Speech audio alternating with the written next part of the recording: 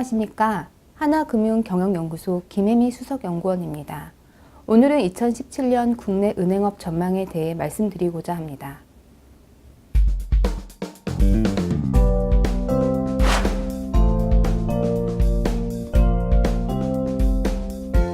2016년 은행 대출은 중소기업 대출과 주택 대출을 중심으로 명목 GDP 성장률을 상회하는 성장세를 시현하였습니다. 2017년에는 경기 회복의 부진과 신용 리스크 증가와 가계부채 규제 등으로 인해 자산 성장세가 소폭 둔화될 것으로 보입니다.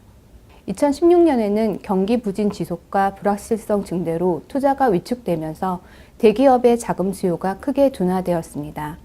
2017년에도 설비 투자가 소폭 증가함에도 불구하고 경기 불안이 지속되면서 기업의 자금 수요 위축은 지속될 것으로 보입니다.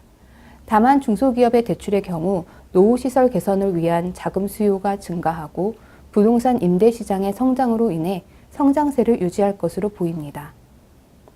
2016년 가계대출은 꾸준한 주택 매매와 신규 분양 시장 호조로 인해 큰 폭으로 증가하였습니다. 2017년에는 정책 당국의 지속적인 가계대출 규제 정책 확대와 은행의 대출 태도 강화로 인해 증가세가 크게 둔화될 전망입니다.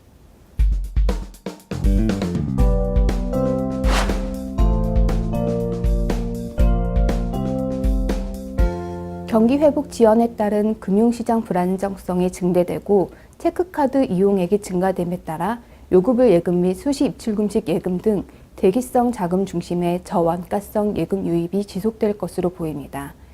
향후 시장 금리가 완만히 상승하고 2018년 NSFR이 도입되면서 정기 예금 증가율이 점차 회복될 것으로 전망되며 저원가성 예금은 10% 내외의 안정된 수준으로 증가할 것으로 예상됩니다.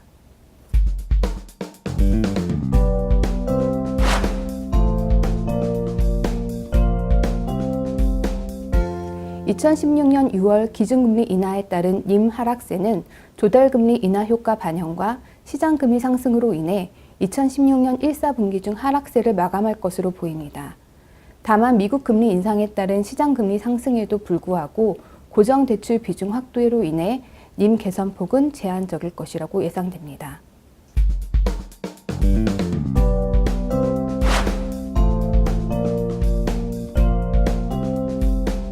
치약 업종을 중심으로 구조조정 가능성이 존재하지만 일반 은행의 연체율은 현재 수준을 유지할 것으로 예상됩니다. 한진해운 법정 관리 이후 조선업의 수주 절벽으로 인해 구조조정 가능성은 높은 편이지만 일반 은행의 경우 그 영향은 미미할 것으로 보입니다. 특히 기업의 구조조정이 장기화되는 분위기에서도 은행들은 양호한 대손 충당금 적립으로 인해 자산 건전성 악화 가능성은 높지 않습니다. 감사합니다.